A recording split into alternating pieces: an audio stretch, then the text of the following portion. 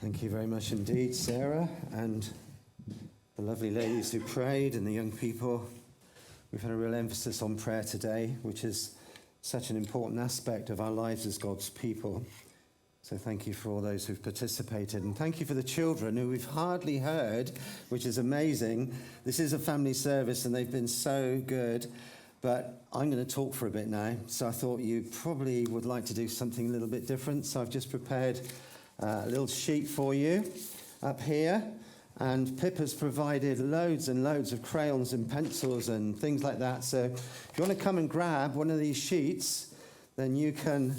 There's a little quiz on there. There's some colouring to do, and you can draw pictures on the back, okay? You're going to have one, Eli. You can have one, Hope. Do you want to take one for Hope as well? Or fingers and thumbs. There you go. There's one for you. Can I do one? Can you do one, Jacob? Yeah, I should think so. That doesn't feel safe. There you go. You going to do one, Bethel? Thank you. There's one for you, Ben. And one for you as well. There you go. Bless you. Is that all? Is that everybody? Couple more. Thank you. Any adults would rather do one of these rather than listen to me for 10 minutes? There you go, one for there. There you go. Excellent. That's really good. Have I covered everybody, not missed anybody out? That's really good. Okay. So on this very special morning, I've got 3 very short readings for you, and then I'm going to talk about what links them together just for a few minutes, okay? The first of them is from Matthew's Gospel, so you can have that slide up. Thank you, Sam. Chapter 4, verses 18 to 20. You might begin to start thinking, what are these 3 bits of the Bible got to do with one another? So as Jesus was walking beside the Sea of Galilee, he saw 2 brothers, Simon called Peter and his brother Andrew. And they were casting a net into the lake, for they were fishermen. Come, follow me, Jesus said, and I will send you out to fish for people. And at once they left their nets and followed him.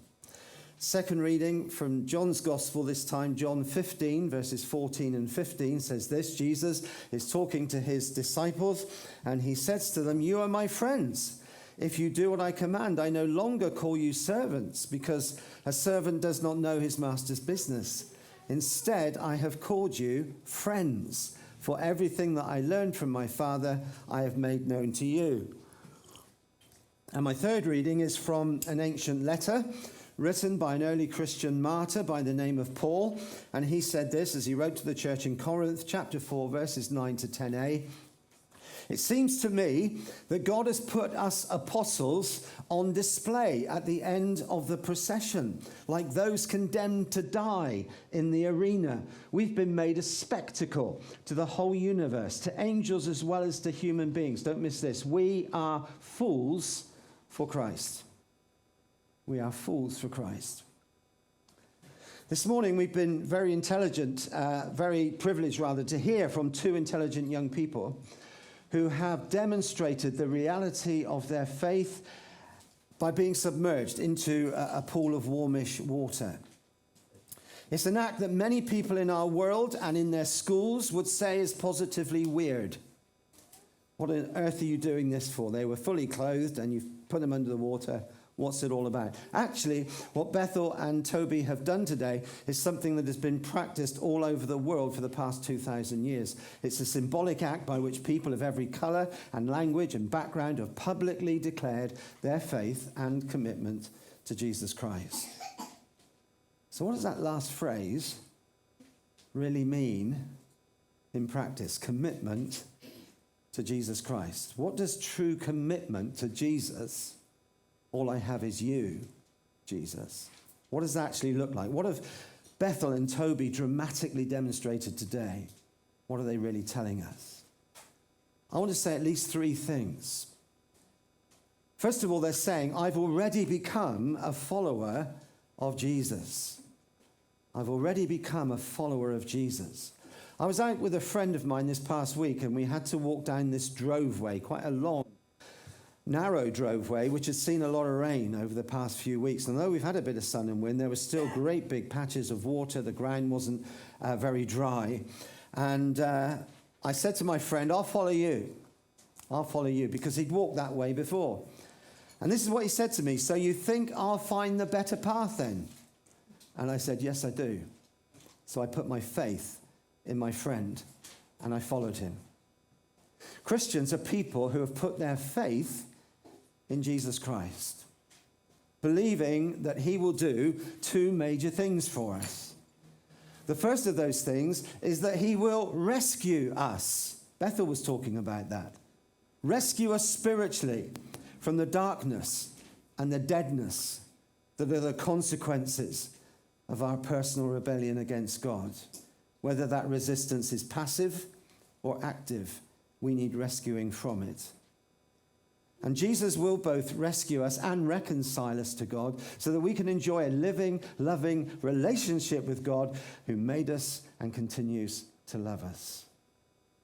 When I'm visiting a huge superstore for the first time and I'm looking just for one small particular item, I really appreciate those assistants who don't just say, see that sign down there in the distance? Well, it's the next row over. It's about kind of halfway down. It's on the second shelf from the top. No, I don't want that kind of advice. I want the people who say, come with me and I'll take you there. Come with me and I'll take you there. And the second thing that Christ will do for all who trust him is to show them the best path through life. Just like my friend found the best path through that muddy lane and I followed him and saved my new boots from getting wet, so Jesus will show us the best path through life. And he'll not simply describe it to us. He won't simply tell us how to find it. Jesus will say, come with me and I'll take you there. When Jesus was here on the earth, he said this. He said, the gate is narrow and the way is hard that leads to life, by which he means everlasting, eternal life. The gate is narrow and the way is hard, and those who find it, said Jesus, are few. Note that word, because there are people around who think there'll be lots. Jesus said, there will be few that find it. How many will find the narrow gate? Few. How many will take the hard road? Few. In other words, to quote my thesaurus, a small number, a handful, hardly any. In comparison with the population of Martock and other villages and communities where this little group is pulled from, we are few, friends. Very few. But by the grace of God, Bethel and Toby have found this way, this narrow gate, this hard way, and they've begun to follow Jesus along the hard way, which will finally lead to life everlasting. What a prize. Second thing that these two young people are saying, I think, today is something like this: I'm blessed to be a friend of Jesus. Not just a follower of Jesus, but a friend of Jesus. How wonderful it is to have friends. As of last Thursday, and I don't check it very often anymore, but as from last Thursday, I had 692 friends on Facebook. Many of those people I've never even met. Most of those people I haven't spoken to in years, and some of those people I've never, ever spoken to in my life. And yet, according to Facebook, they're my friends. I'm not talking about that kind of friend. I'm talking about real friends. I'm talking about people whose homes you visited. People whose table you've sat around and enjoyed a meal. People you've gone on holiday with. People you've shared the worst of your fears with. People who would do anything to help you because they're your friend. That kind of friend. What a blessing that sort of friend is. Hopefully, everyone in this room has at least a few of those. Now, I realize this sounds pretty incredible, weird even. Let's use the word again. But Jesus can be that kind of friend. He can be that kind of friend. I mean, really. It's what the Bible teaches. It's what millions of believers the world over are daily enjoying, a real friendship with Jesus, the one we call the Son of God, because that's who he claimed to be. Next one, Sam. The problem with merely human friends, and you'll have experienced this, of course, is that we lose them. We lose them. Not through absent-mindedness or carelessness, but through death. I lost, some years ago, a dear friend at 52. Nothing these days, is it? 52? Some of you lost friends younger than that. I lost another friend at 60, another at 76, another was 94, but they all died. They all died. Now, happily, I'm going to see them all again because they were friends of Jesus too. They had friends in Jesus as well. But they're no longer here for me to meet with and have breakfast with or share a cup of tea with and have a heart-to-heart with. But remarkably, Jesus is. Jesus is. Here are some more of his own words to a group of his friends shortly before he died and rose again. He said, anyone who loves me will obey my teaching, and my Father will love them, and we will come to them and make our home with them.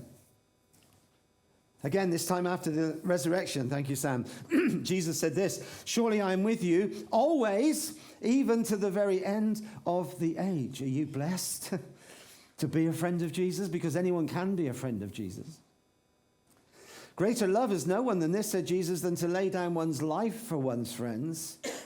I got some wonderful friends who've done loads of things for me. Carol and I went on holiday one year to Switzerland for a week, and when we came back, our bathroom had been completely redone, completely redecorated. 2 really good friends did that. I've got friends who've done a lot for me, but Jesus can do so much more. He said, no one is more like love than this, than you lay down his life for his friends, and then he went and did it. And he did it not only for those who are already his friends, but for those through history who want to be his friends, like Toby and Bethel, who would one day want to be friends of Jesus. So a true Christian would say, I'm already a follower of Jesus. I'm blessed to be a friend of Jesus. And lastly, very briefly, they would also say, I'm hoping, I'm ready to be a fool for Jesus. I'm ready to be a fool for Jesus. Really? Yeah? Really. Not in the sense of being an idiot. I know there are Christians who are a bit of an idiot. You know, they like to play act and whatever, and that's fun. That's. I'm not talking about that. I'm not talking about people who play the fool. Actually, Christians are encouraged to study and think and make use of all the mental faculties God has blessed them with. Paul says, in your thinking, be adults. Don't be a fool in that kind of way. Paul had a formidable mind. It's how he was able to write a magnificent book like the book of Romans in the New Testament. Not that kind of fool, not some dipstick or buffoon, to use the popular words, but a fool nonetheless, thanks Sam, in the sense of being ready to be thought of as a fool. Even to be publicly branded as a fool for the sake of Christ. That happened to me. Long time ago now, when I handed in my notice at the Midland Bank and said I was going to go to Bible college instead, I was told I was a fool, not just by my colleague on the cashier's desk, but by the manager of the bank. You're a fool, he said. You're throwing in a wonderful career. Make no mistake about it, that sort of thing still happens. Happens every day in our schools and our colleges, our universities, as courageous young believers stand up for their faith and the God that they worship. They're called fools or something worse. Happens every week in countless workplaces as faithful followers of Jesus refuse to smile at smut or dare to defend the plain teaching of the Bible. Peter, another follower of Jesus, said this, if you are insulted because of the name of Christ, you're blessed, for the Spirit of glory and of God rests on you. How about that? You ready to be thought of as a fool for Jesus? If not, probably best not to start following him, because he calls us to be ready, to be counted as a fool for his sake. So why be baptized if you're a Christian, you've never done it yet? Well, 3 reasons. 3 reasons for suffering the indignity of getting wet all over whilst fully dressed. 1, because you're already a follower of Jesus and he got baptized as an example for you. 2, because you're blessed to be a friend of Jesus and you want to identify with him in his death for you and in his resurrection. And thirdly, because you're ready to be thought a fool for Jesus, who suffered such mockery as he hung on the cross for you. So if you're such a person and you're sensing that maybe God's asking you to be baptized, please have a word with me when our service is finished, or one of the other leaders or the friend that came with you before you leave. And God bless you all as you think about today's message about being a follower of Jesus and a friend of Jesus and even a fool for Jesus' sake. We're going to sing a song or two as we finish our service. We've overrun a little bit because there's a lot to fit in, but we want to do these two songs just to finish with.